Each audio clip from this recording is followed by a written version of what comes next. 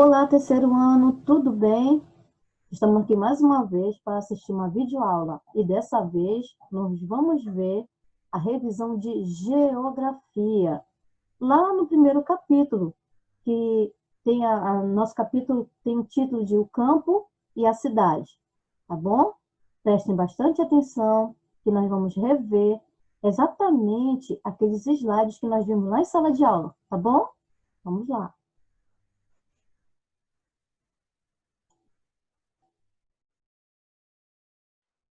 É isso aí.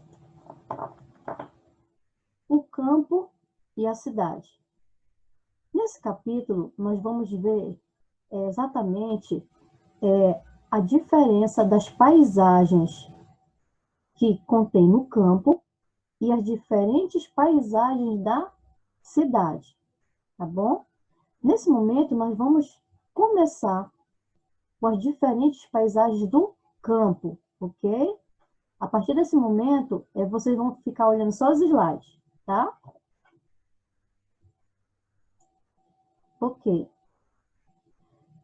No campo, existem vários tipos de paisagens. Essas paisagens elas são modificadas de acordo com a necessidade de cada lugar. Por exemplo, aí, olha, essa paisagem ela foi modificada para a criação de animais, né, que foi feito aí a plantação de grama para o gado. Aí ela foi modificada para a agricultura, para a plantação. Nesse momento, nós vemos que nessa paisagem aí do campo, há esses silos. O que são silos? Vocês lembram? Os silos são aqueles locais que armazenam os grãos. Na plantação, a colheita dos grãos, e eles são armazenados nesses silos. Também nós vimos, né, essa paisagem aí, uma paisagem de vegetação, uma paisagem que é muito comum na nossa região amazônica, né? Nós vimos também as diferentes paisagens da cidade. Aí no nosso livro mesmo, né, nós vimos que tem a paisagem que é mais dos nossos dias, né, a paisagem mais moderna, com edifícios. E também nós vimos a paisagem mais antiga, que é da cidade histórica, né? Nós vimos também que dentro das cidades tem o comércio. Olha só, esse comércio aí, ele é da 25 de março, lá em São Paulo. Aí uma cidade planejada, a cidade de Palmas, no Tocantins. Também nós vimos essa paisagem aí desses tipos de moradia, que são à beira de córregos. Vocês lembram que nós falamos sobre a necessidade de moradia das pessoas que foram do campo para a cidade? Essas pessoas não tinham onde morar e foi acabando construindo esses tipos de casa à beira dos córregos, né? E também temos a paisagem turística de uma cidade, que nós trouxemos aí como exemplo o Cristo Redentor, lá no Rio de Janeiro. Lembrando também sobre a infraestrutura da cidade. Vocês lembram o que é infraestrutura? Que nós conversamos lá em sala de aula, né? Que toda cidade ela necessita dessa infraestrutura. O que é mesmo? São como escolas, hospitais, rede de distribuição de água e de esgoto, coleta de lixo, iluminação pública, transporte público, entre outras coisas, é que compõe a infraestrutura das cidades. É tudo aquilo que a cidade, né, que as pessoas da cidade precisam, né, na organização da cidade. E nós vimos também os aspectos positivos e negativos de viver no campo e na cidade. E vimos que o aspecto positivo de se viver no campo é o silêncio, né? Um ambiente mais silencioso, que há um menor número de automóveis, de pessoas, indicando assim como uma vida tranquila, né?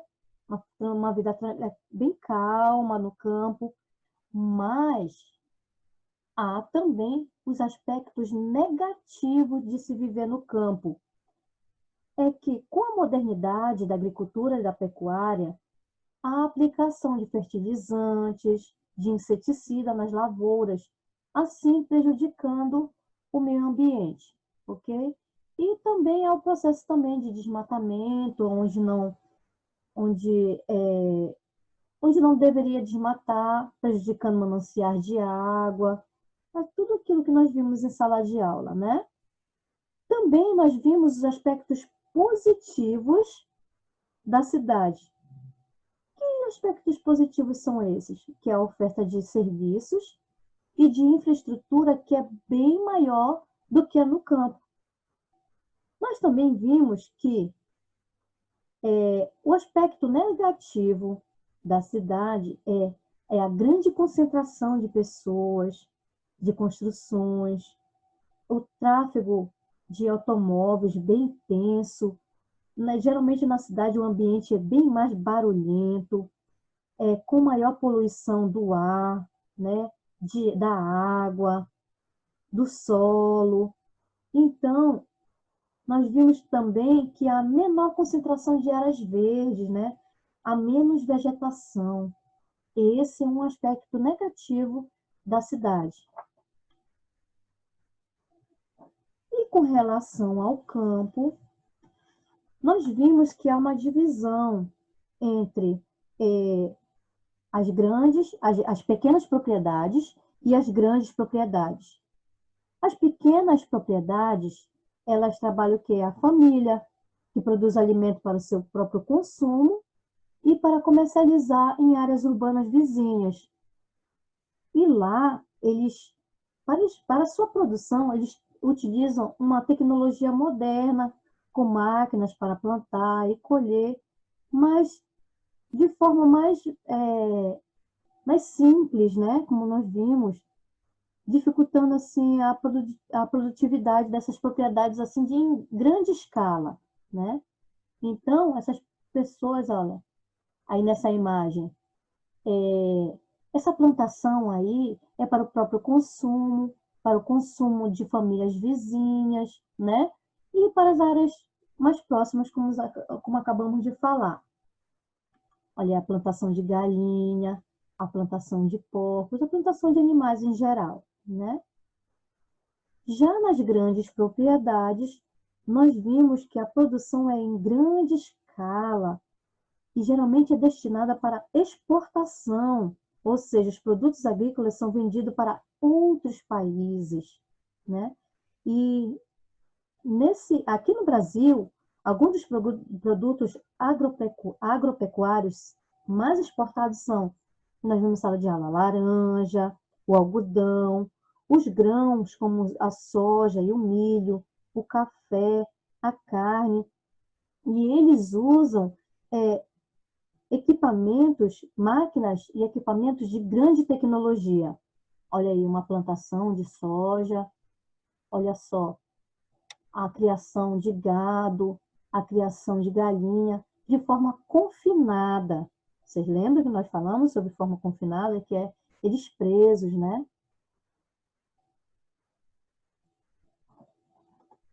E também nós vimos sobre os povos e comunidades tradicionais.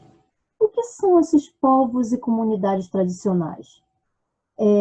Eles compõem com os indígenas, os quilombolas, os ribeirinhos, os caiçaras, os pantaneiros, os sertanejos, entre outros. Mas nós destacamos só alguns aqui, tá bom? Vamos lá. Os povos indígenas, né? Os povos indígenas, eles são aqueles que se encontram no território brasileiro antes da chegada do colonizador europeu. E muitos indígenas moram na cidade e também no campo, mas a maioria deles está em terras indígenas protegidas por lei, onde podem viver e preservar suas tradições culturais. Os povos indígenas não são todos iguais. Lembra que nós falamos? Olha só. Eles são diferentes na sua língua, no seu vestuário, nas suas brincadeiras, nas suas festas, nos seus tipos de construções, na pintura do corpo, nos seus adereços, né? Nós vimos tudo isso em sala de aula. E também nós falamos sobre as comunidades quilombolas. Lembram quem são as pessoas que compõem essa comunidade? São uma comunidade criadas por descendentes de africanos escravizados que fugiam e fundavam essas comunidades. Nesses locais, eles eram livres e cultivavam a terra e criavam animais para o seu sustento na comunidade. Só que, com o passar dos anos, as comunidades foram preservadas. Olha só, esse daí é um exemplo de uma comunidade quilombola, lá no estado do Amapá. Eles procuram manter as suas tradições, os seus alimentos, nas suas roupas, nas suas festas, né? Tudo isso nós já vimos. Está lá no seu livro, na página 144, tá? As comunidades ribeirinhas. Lembram quem são os ribeirinhos? São comunidades tradicionais que vivem nas proximidades do rio da Amazônia, né? Do rio Amazônico. Essas pessoas, elas vivem da colheita de frutos da floresta, da pesca, eles coletam sementes, né, para a sua sobrevivência. E eles vivem em casas sobre palafitas. Olha só, o que são palafitas, vocês lembram? Palafitas são essas estruturas de madeira que ficam bem alta e constrói a sua casa em cima. Nós vimos também sobre as comunidades caiçaras. Os caiçaras, vocês lembram quem são os caiçaras? Os caiçaras, eles são povos tradicionais que vivem em comunidades, vilas, cidades que ficam no litoral do Oceano Atlântico, nos estados do Rio de Janeiro, São Paulo e Paraná.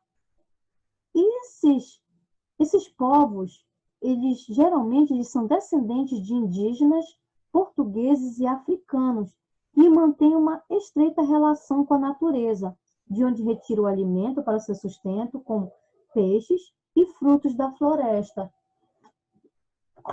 Vocês puderam perceber que eles vivem, as comunidades elas são bem parecidas, tanto dos ribeirinhos como dos caiçaras. Mas essa é a diferença, que os ribeirinhos, eles vivem à beira dos rios da Amazônia. Já os caiçaras, eles viram à beira, no litoral do Oceano Atlântico. Isso aí, crianças. Espero que vocês tenham gostado, que vocês tenham recordado a nossa aula, né? A nossa aula lá no Vicente Costa. E que possamos estudar, fazer a prova direitinho. Olha, calma o coração de vocês, que vai dar tudo certo, tá bom? Estou com muita saudade. Um beijo da tia Cira. Que Deus abençoe todos vocês, tá bom? Grande abraço. Tchau!